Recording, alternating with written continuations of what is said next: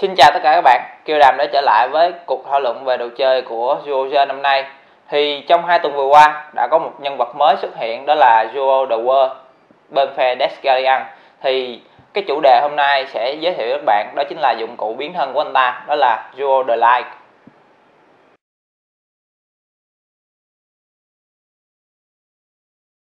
Thì đây là cái hộp của Duo The Light. Ở mặt trước chúng ta có thể thấy được sản phẩm bên trong của nó. Còn ở phía sau, mặt sau chúng ta sẽ thấy được một số cái gọi là xô nên chức năng của nó. Sau khi lấy ra khỏi bóc thì sản phẩm chúng ta sẽ gồm Duo The Light và mini fix của Duo The World. Thì chúng ta sẽ nói sơ về cái phần fix mini này. Nó là một mẫu fix chỉ đơn thuần là một màu nhựa đen thôi, nhưng mà được khắc rất là chi tiết ở trên đây. Thì đây là cái đồ biến hình của anh ta, một cây đèn pin. Nhìn vào nó có màu đen là chính, và bên cạnh đó vẫn có một số chi tiết nổi bật, ví dụ như màu đỏ hoặc là màu trắng bạc ở đây. Thì đi từ phần đầu xuống, chúng ta thấy được ở trên đây nó có tích hợp 3 cái đầu của con thú, đó là tê giác, được sơn màu giả kim, màu trắng bạc của con sói, nhựa này nhìn hơi bị dởm. Còn qua tới đầu của con cá sấu thì nó một màu vàng rất là lấp lánh. Ở phần giữa bên dưới cái đầu đèn thì chúng ta sẽ thấy được một cái khối vuông vuông hình lập phương.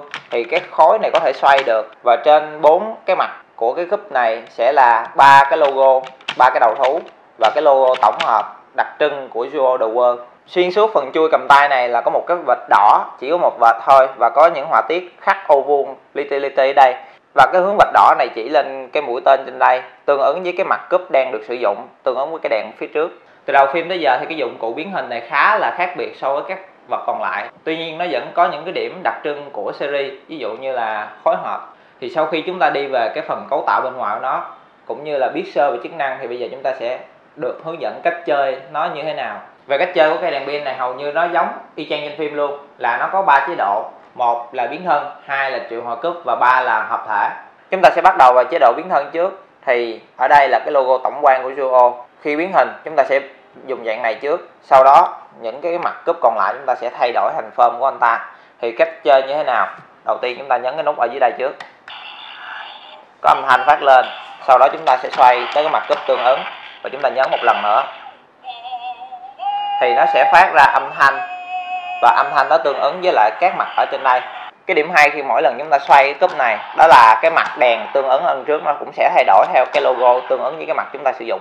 Còn ở chế độ 2 thì như thế nào? Thì nếu như chúng ta nhấn ở đây 2 lần xong rồi xoay tương ứng mặt từng con thì sẽ kêu được từng con. Còn nếu như chúng ta xoay đúng cái mặt này thì nó sẽ kêu một lúc 3 con ra. Thì bắt đầu vào phần hợp thể, các bạn nhớ như thế này, chúng ta sẽ bấm ở đây 3 lần.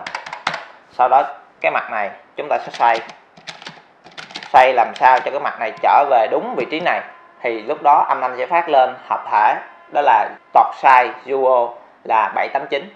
Sau khi chúng ta hợp thể đó xong, chúng ta bấm thêm một lần thứ hai 3 lần ở cái nút này, sẽ nghe đọc cái hợp thể mới nữa, đó là cái hợp thể White tọt size King. Ngoài 3 chế độ chúng ta đã kể trên thì có một chế độ nữa mà có thể là chưa xuất hiện trên phim, đó là chế độ Searching, dùng để chơi hoặc là kiếm cúp gì đó. Thì cách chơi nó như thế nào? Chúng ta sẽ nhấn giữ cái nút này, sau khi cái âm thanh phát lên thì nó sẽ random 5 con thú, chúng ta bắt được 5 con thì nó sẽ vang lên cái âm thanh câu kết. Thì nên nhớ là 5 con thú này nó random, nên khi chúng ta nghe được âm thanh của nó, chúng ta phải bấm cái nút ở dưới đây thì nó mới bắt được con thú đó. Hoặc là chúng ta cũng có thể nghe được âm thanh con đó nhưng mà chúng ta không bấm nút này để bỏ qua con đó mà bắt con khác. Thì bây giờ mình sẽ thử bắt cỡ 1-2 con cho các bạn xem thử. Đầu tiên là nhấn nút giữ.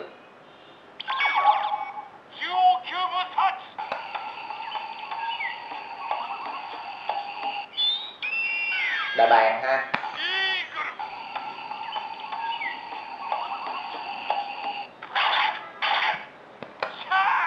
Này là con cá mập. Con này mình biết chắc là con gorilla, mình không muốn bắt. Rồi con này con voi.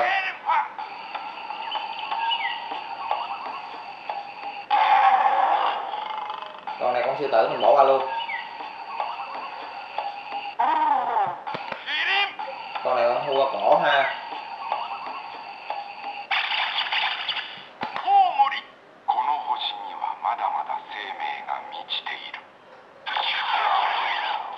Thì một điều thiếu sót hồi nãy của mình đó là khi chúng ta xoay cái phần cúp này tương ứng qua trái hoặc qua phải thì cái mặt ở đây nó sẽ thay đổi từ trên xuống dưới hoặc từ dưới lên trên. Và ngoài ra nữa, ở đây mình có một cái God icon thì nó khá giống với lại cái cách di chuyển của God icon này ha.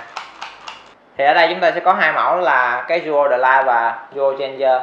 Một mẫu là điện thoại, một mẫu là đèn pin. Tuy hai cái đều là dụng cụ biến hình, tuy nhiên thì cái Duo The Light có phần nhỉnh hơn cái Changer này ở một chế độ, đó là chế độ setting của nó.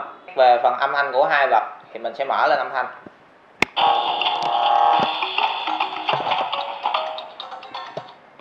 Thì có vẻ như là âm thanh của hai cái nó khác biệt nhau.